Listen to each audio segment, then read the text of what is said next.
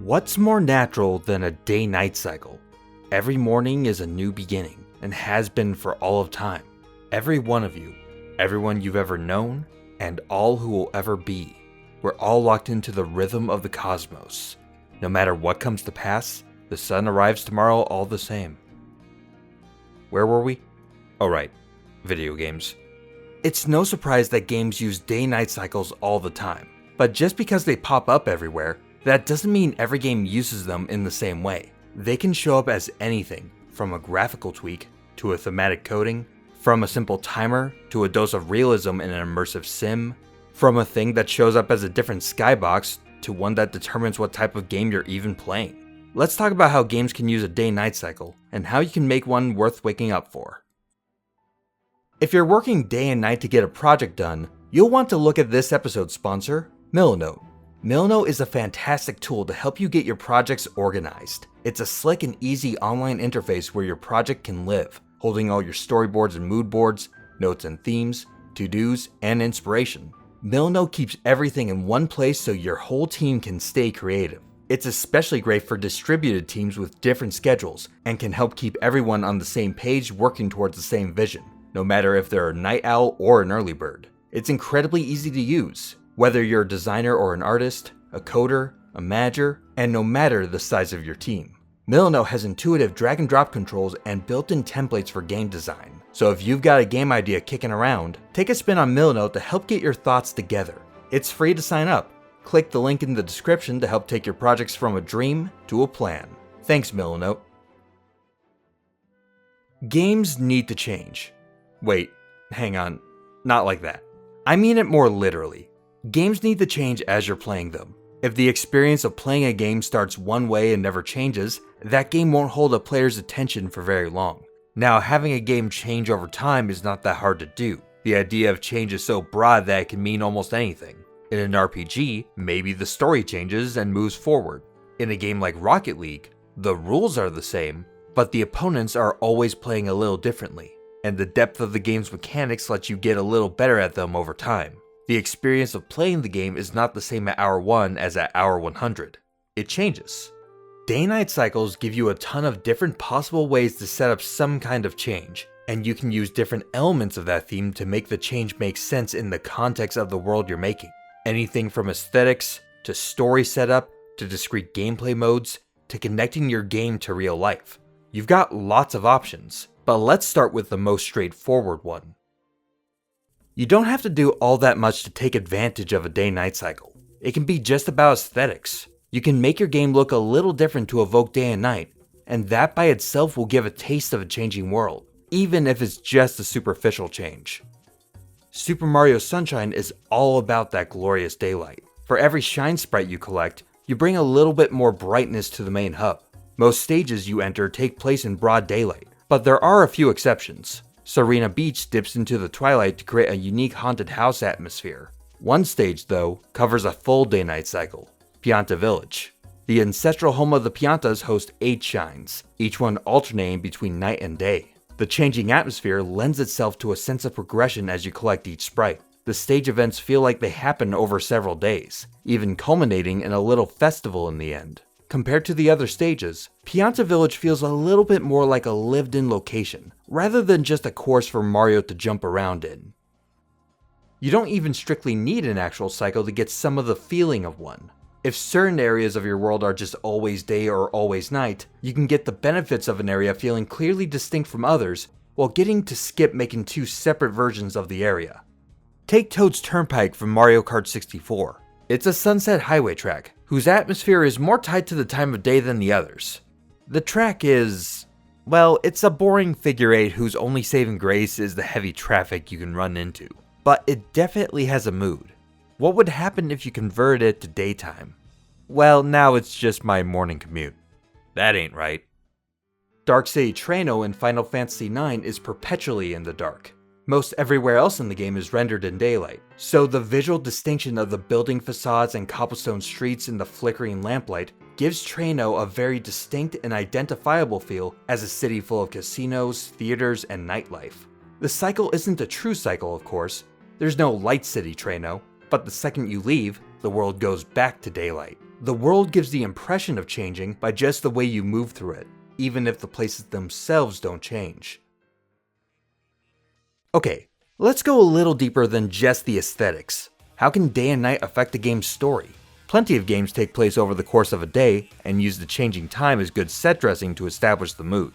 Devil May Cry 3 opens in twilight for its first 2 missions, then transitions into night as Dante enters the ancient tower where the bulk of the game takes place. At the end of the first act, you reach the top of the tower to confront Virgil, set against the dramatic backdrop of a rainstorm and a full moon.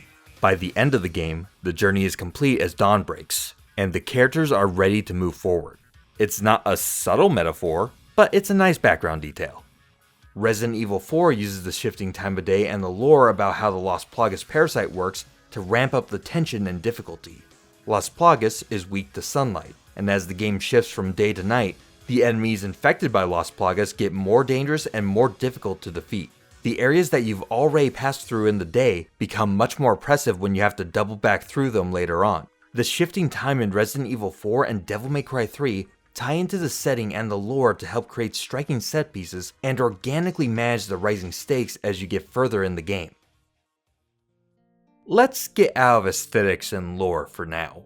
What else can a day-night cycle do? Besides setting up the story, the day-night cycle in RE4 also impacts how you play the game, but that isn't the only approach to take.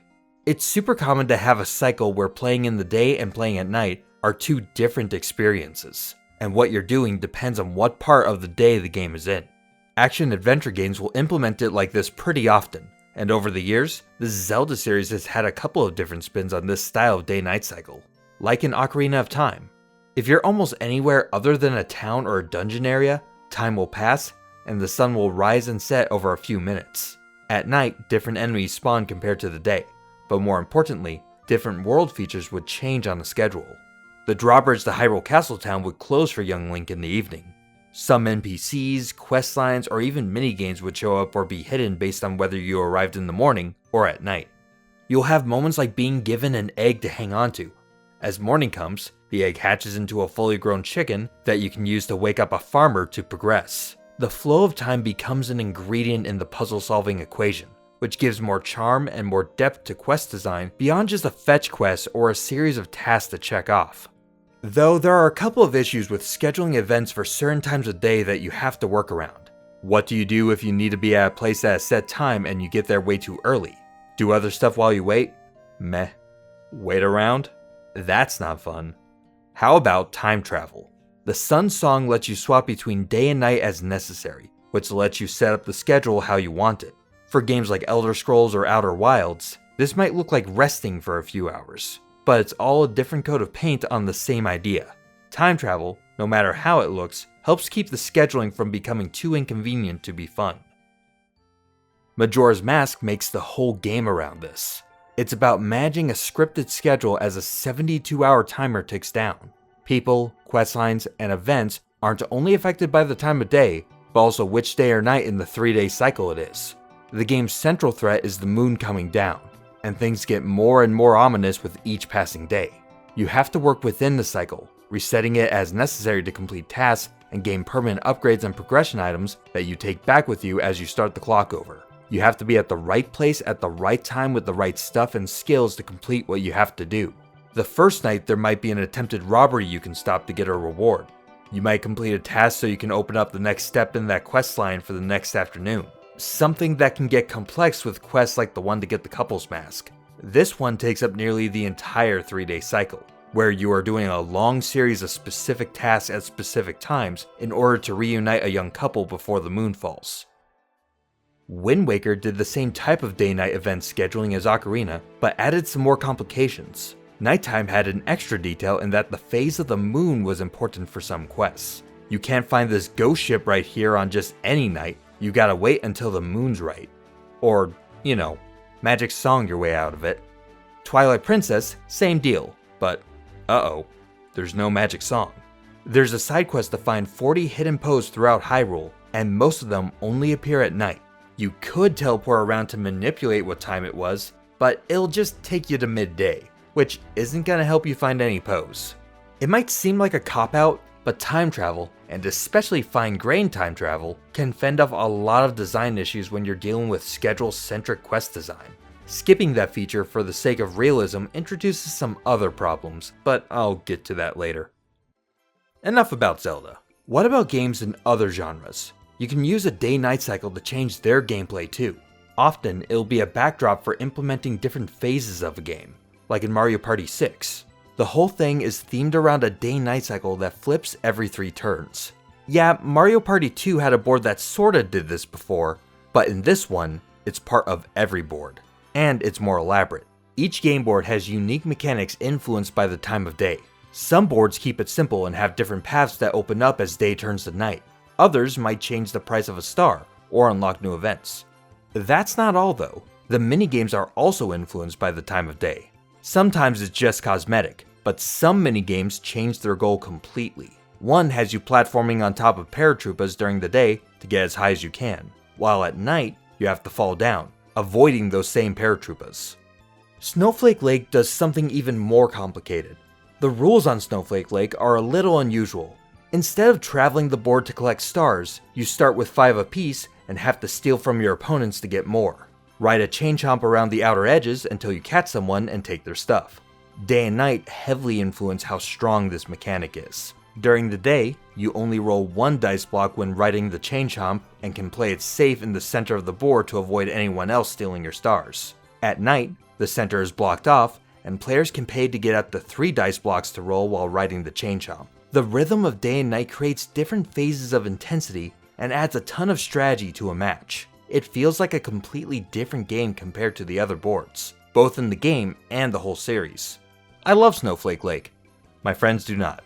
The day-night cycle of Mario Party 6 works as a modifier to remix existing games and boards, adding strategy to a series that could use more of it, and a ton of variety to help keep the game from getting too repetitive too quickly. Moonlighter uses a day-night cycle to split the game in half, into a day phase, where you're running a shop selling adventuring gear, books, and some fantasy-tinged groceries, and a night phase where you're fighting your way through dungeons room by room, collecting the groceries and books from chests and whatever. The shift in gameplay style is the metronome that sets the pacing of the game in broad strokes. You don't have to always stick strictly to the schedule. If you want to fight stuff by day once in a while, you can. But most often, you're flipping between the two on that day-night cycle. The change in time prevents one side or the other from overstaying its welcome. Survival games are usually pretty aggressive in how they use day and night mechanics. Don't Starve, Minecraft, and Terraria are built around finding food, crafting tools, and building a shelter for survival. The whole reason you need a shelter is because of the night. More aggressive enemies will spawn that you probably won't be able to deal with very well, especially early in the game. In Don't Starve especially, you need to set up a light source like a torch or a campfire to keep the scariest parts of the dark at bay, and to maintain your character's sanity meter. Survival games are about staying on top of all your draining bars, and your ability to survive at night is treated as a stress test, almost like an abstract systemic boss fight. If you can overcome the worst of what the night can throw at you, you get to live another day. So, we've talked about how day-night cycles can change the look of a game, or tied to its story, or determine how its gameplay can change. But that's true for other kinds of themes too. Like if instead of a day-night cycle you made a game around elements, the elements could make a game look or play differently to reflect that theme. There is, though, one unique superpower a day-night cycle can do that would be hard to replicate any other way.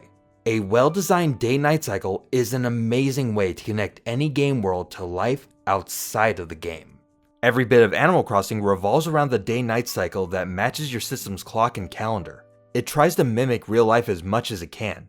Sunrise and sunset will change depending on what the season is. Shops will open and close at specific times of day. Events happen at set hours. The progress you make can depend on when you're playing, like how ordering items from an in-game catalog will get them delivered to you in the next literal day. When you start to build new town features like the museum or the town hall, that takes real, actual time to complete. The villagers have their own schedules determined by the time, as they wake up and go to bed at different hours depending on their personality type. Bugs and fish will appear and disappear at certain times of day and different seasons. The cycle mimicking the real world creates the unique feel of Animal Crossing as something you want to check in on daily, rather than something to get through in a marathon session. There's one big problem with tying a game to the real actual time though. Very few people play games at random hours of the day. If you have an event in your game set to go at 4 in the morning, not very many people are going to see it. Certain features can be harder to access depending on your personal schedule. If you can't play Animal Crossing until after 10 PM, you can't go to any of the shops because they're closed. If you can't play on a weekend, more things will be restricted. I'm not a morning person, so I can't do anything with the stock market, which only happens on Sunday mornings, which are my least favorite of all the mornings. New Horizons does allow you to adjust these times by an hour with ordinances, but it can still be inconvenient for certain players. Another way around it would be to just speed up the clock. Shenmue tries this. This will untie the game from the real clock, but that feeling of realism can still stick around if the rest of the game is built around time passing by. When the game first came out, one of Shenmue's most stunning features was its grounded depiction of the town of Yokosuka. Well, minus the karate fights. The whole town is on a realistic, albeit sped up schedule. Everything opens and closes at normal business hours, and you have your own life to manage. Work, home life, and of course, investigating the mysterious man who killed your father and his secret mirror while kicking his henchman in the face. We still know nothing about this man 3 games and 20 years later. Now, being a realistic, grounded depiction of a Japanese town, time travel isn't really an option. A store closing up for the night right when you need to get in is a cool idea to see once, but it gets quickly eclipsed by the annoyance of having to actually wait for the next day, even if it's on a sped up schedule. They were still feeling out how to balance realism and convenience. So there you go. Aesthetics, story, gameplay, and realism. More often than not though, a game picks one or a couple of those aspects to emphasize when they do a day-night cycle. But every once in a while, some developer tries for a clean sweep. All of them. Like Pokemon. Pokemon's day-night cycles aren't all implemented in the same way, but you can find the full spectrum of options in one game or another. Pokemon's day-night cycle first shows up in Gold and Silver. The real-life time of day dictates the time in-game, or at least what's on your system clock. Playing at night has a simple filter over the screen. Sometimes. Not Gen 3. More important is how different times of day or days of the week would cause different events to happen. This bug catching contest only happens on Tuesdays, Thursdays, or Saturdays. Other events tied to how much time has passed. To bait out certain Pokemon, you would need to first slather trees in honey and then wait a few hours before it would start working. Planting berries also took a few actual hours to work. The biggest impact the day-night cycle had on the series was how it tied to Pokemon behaviors. Some were only findable in the wild by day. In Generation 4's Old Chateau, ghost Pokemon appeared at night. Some Pokemon need the right time of day to evolve, like Badoo. 2 of the evolutions were only gettable if you paid attention to the clock. You have items like the Dusk Ball that has a higher catch rate at night. Day and night are frequently used as design motifs in the series. There are at least a dozen Pokemon associated with either the Sun or Moon. Gen 7 is named Pokemon Sun and Pokemon Moon, and their day-night cycles are offset 12 hours from each other, so the morning in Sun is nighttime in Moon. The whole series is a grab bag of day-night mechanics, and if you don't really like the implementation in one generation, just wait for the next and it'll change. Let's talk in the comments about your favorite cycles and unique takes on day and night that you've seen other games try. Day and night are a scaffold that games can build off of to make unique aesthetics, frame stories, and help keep a game fresh by setting the right time for a change of pace. If you're careful, day-night cycles can help inject a dose of realism in a constructed world.